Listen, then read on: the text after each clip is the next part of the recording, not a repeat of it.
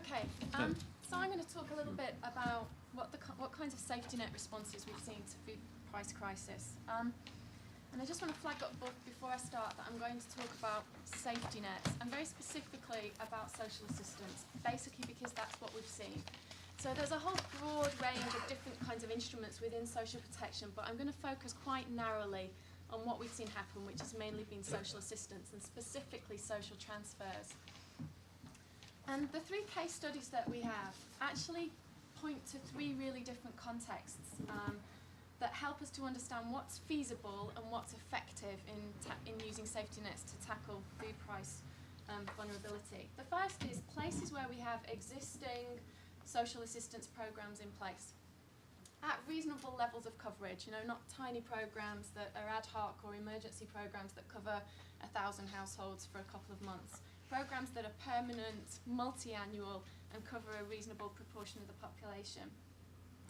And then secondly, looking at countries where social assistance has been reduced in the context of liberalisation, and there our example is going to be Nicaragua, usually because of fiscal constraints and a reduction in expenditure on social items. And then finally, places where social assistance basically isn't in place. There may be humanitarian and emergency ad hoc programs, but there aren't long-term programs with predictable resourcing. So there are three examples, and I'm just going to take you really, really quickly through the three countries. So Bangladesh, existing safety nets in place, in particular vulnerable group development and vulnerable group feeding. So we have a vulnerable group development program that delivers either 30 kilograms of wheat on a monthly basis for 24 months to women in vulnerable households, or 25 kilograms of atta, which is a fortified whole wheat flour. And then we also have the VGF program, Vulnerable Group Feeding, which is more transitory and something that's scaled up in Bangladesh in response to shocks. And the basic package is there is 10 kilograms of rice. And what we've seen is a relatively big expansion of both VGD and VGF in Bangladesh, building on the existing program.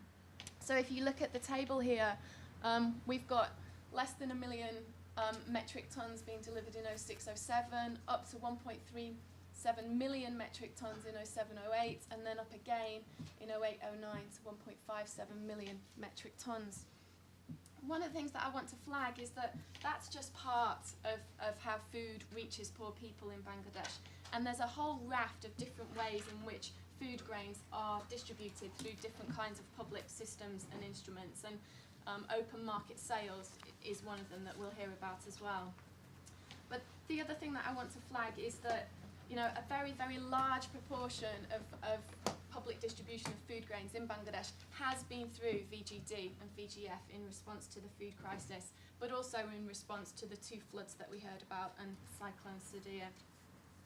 Okay, so if we skip really quickly to a different context, Nicaragua. There, historically, we have some social protection programs, specifically a conditional cash and food transfer program, Red de Protección Social, which emerged in 2000 and at its peak had a coverage of 21,619 families, but still relatively low coverage. That's 2.2% of the population. And I think what we want to flag up here is that that program effectively ended in 2006. It still exists, but really all it does now through the family ministry is provide school children with backpacks for school. So its impact on household consumption is very, very questionable now. There are other things happening in Nicaragua. There's school feeding through the Ministry of Education. But what we've generally seen is no scaling up of social assistance as part of the food price response. There are other programs, such as the SAC program, which are emergency social assistance programs that distribute cash and food, but they tend to be very much focused on natural disasters, so hurricane, landslides in 2004 and so on, and they've not really been used as a mechanism for dealing with food price shocks, which raises questions about how emergency responses are focused and whether it's on economic problems that households face or whether it's specifically related to natural disasters. the key thing about Nicaragua is a lot of the focus went into something different, which was subsidies. There was no food distribution in Nicaragua, but there were subsidies between 10 and 30% of market price on different commodities through the ENABAS system. But it was very urban focused, so very few rural families in receipt of that.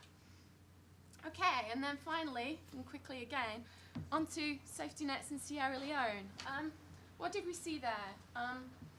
The rather rapid pushing out of a planned Cash for Work program funded by the World Bank. The coverage was 5.3 thousand youth, young people.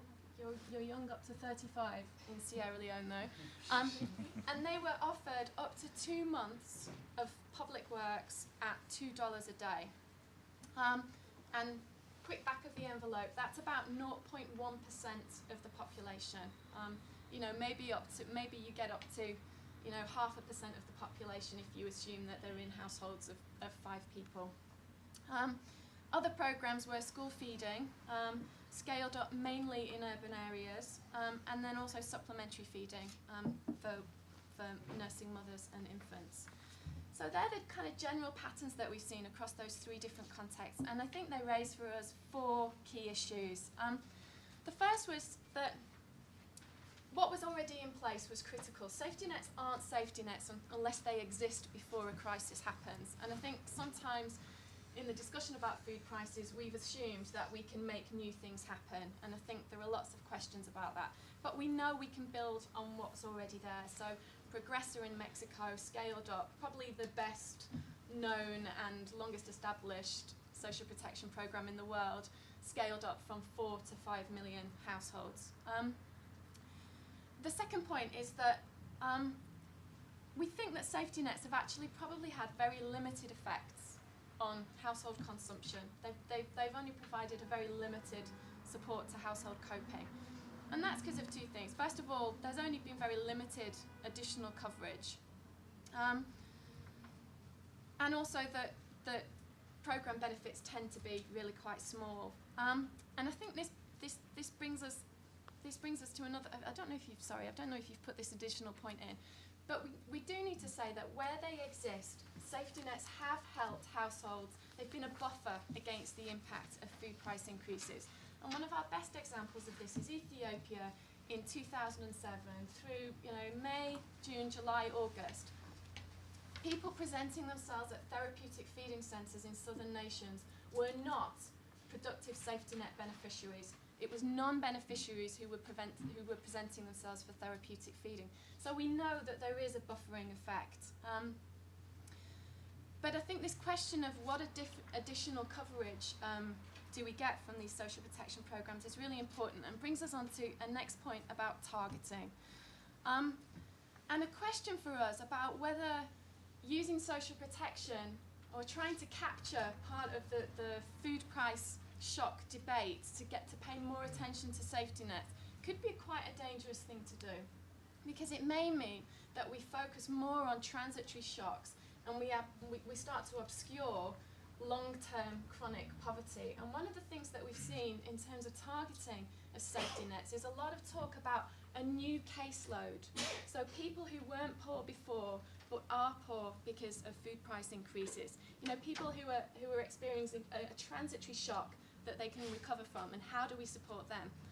And a slight concern that we have is that we're ignoring people who were already poor, who, if we had funding for it, would have already been in receipt of social protection, who have become still poorer. And perhaps we're ignoring people who were already covered in safety net programs, but were poorer, who didn't receive any increase in their benefits. And I think there's a real challenge for us there, and we have a concern that there's a missing group in all of this. There are people who are already receiving social protection, and then there are people who are the new poor, but there are lots of people who are already poor, and they're not identified as key beneficiaries for social protection in a food price shock, and we're a bit worried about that at the moment. And then the final point, coming back to what I said originally about how the focus has been very much on social assistance and on transfers, mainly of cash and food, I think we need to stop and look back at what the big picture is in terms of the response, not just safety nets, but also some of the linkages to what we've heard about in terms of increasing production and also in terms of what we do to deal with price instability within markets. And it's this question about, do we need a social protection programme, or do we need a set of interventions that are more or less socially protecting? And I think a useful way to think about this is to go back to one particular framework for looking at social protection, which is the World Bank's social risk management framework. It's very similar to lots of DRR frameworks. And it differentiates between risk reduction, risk mitigation, the way in which the impacts of a risk are transmitted to poor people, and risk coping, what actually happens to them and what we can do. And I think if you look at the framework, the three sets of policy issues that we have, we've talked about increasing food production. I mean, that's a way of reducing the risk of people being hungry and stabilising prices. And then we've talked about reducing price volatility in markets, whether that's through some of the different kinds of mechanisms that Jonathan's talked about, or options on futures exchanges, or whatever intervention. And then we have the safety nets bit, the coping. When people are really struggling, what is it that we do to help them out? And the last thing that I want to say is that I don't think we should just think about social protection as being the bottom one, because we know that it's price variability that really makes poor people suffer, and not necessarily whether the price is high and the price is low. And the things that we can do in markets to stabilise prices around risk reduction and risk mitigation are probably just as an important part of social protection as safety nets and social assistance. Okay, that's it. Thank you very much, Rachel. And finally over to Steve to wrap up. Okay. There was one other area of public intervention, and that was trying to stimulate agricultural production. And the sort of way that that played out, in Nicaragua, the government brought forward or pushed on with a program that they'd already got designed, which was meant to provide a bunch of seeds and livestock, a few, a cow, a few chickens, a pig, to local farmers to allow them to increase their food production, targeted towards smaller farmers. But the impact of that, 13,000 households reached in 2007, 19,000 households in 2008, and we're talking about a Nicaragua that's probably got something like 200,000 households living in rural areas. So a limited ability to meet the needs there. Sierra Leone was a country where you saw the impact of the rapid response mechanisms funded by the World Bank, by the African Development Bank and so on, providing packages, again, of seeds and tools to Leonean farmers. And again, the story here is that we believe the coverage was fairly limited, and with the kinds of logistical problems that you might imagine, farmers reporting that they were very happy to get the seed, but some of the seed had arrived a bit too late for the season in question. But against those experiences, we have a dramatically different experience in Bangladesh, where the government did push out more seed and fertilizer, but significantly raised the procurement price for paddy rice to a much higher level than it had previously been, with the result that the Burra rice harvest, by now the main rice harvest in Bangladesh, coming in the middle part of the year, was up by 17% on the previous year, and the previous year was pretty much a normal year, a 17% increase, which suggests that if you have the means, you can certainly make a huge impact. But Bangladesh was in a position to do that. Sierra Leone most certainly was not. Now, the last part of the observations of what happens, of course, is the coping by households and individuals. And those of you who are familiar with coping strategies, you will see a very familiar list of items here. Individuals and families cutting the spending on non-food items. Clothing, entertainment, very definitely. Quite often medicines and medical care also getting cut. And on food intake, well, not so much reducing the amount of calories, but definitely cutting out the complementary foods, the luxury foods in inverted commas, the pulses, the vegetables, the meat, and so on. Switching towards less preferred staples. A lot of Leonians moving from a rice diet to incorporating more gari. That's a cassava-based food. And a reduction in the frequency of meals in some cases, just going without. More reports of people going into debt, borrowing from neighbours, friends and families, and even begging on streets. Seeking more work, however menial that work may be, however poorly paid, in order to eke out the family budget. Some reports in some cases of children being taken out of schools. In other cases, the reduction of complementary expenditure like buying notebooks and so on. I guess, and this is a tentative finding, not that many of these were, at this stage, matters of losing assets which would have taken people down reversibly. It's hardship rather than things that might ratchet people down. But the big question we've got about that is we're observing at one moment in time. And if you roll up 12 months later, what might you be looking at? Now that makes the crisis watch stuff particularly interesting that IDS are doing. Now look, some overall perceptions of this. One of the things we're seeing in here is different political priorities.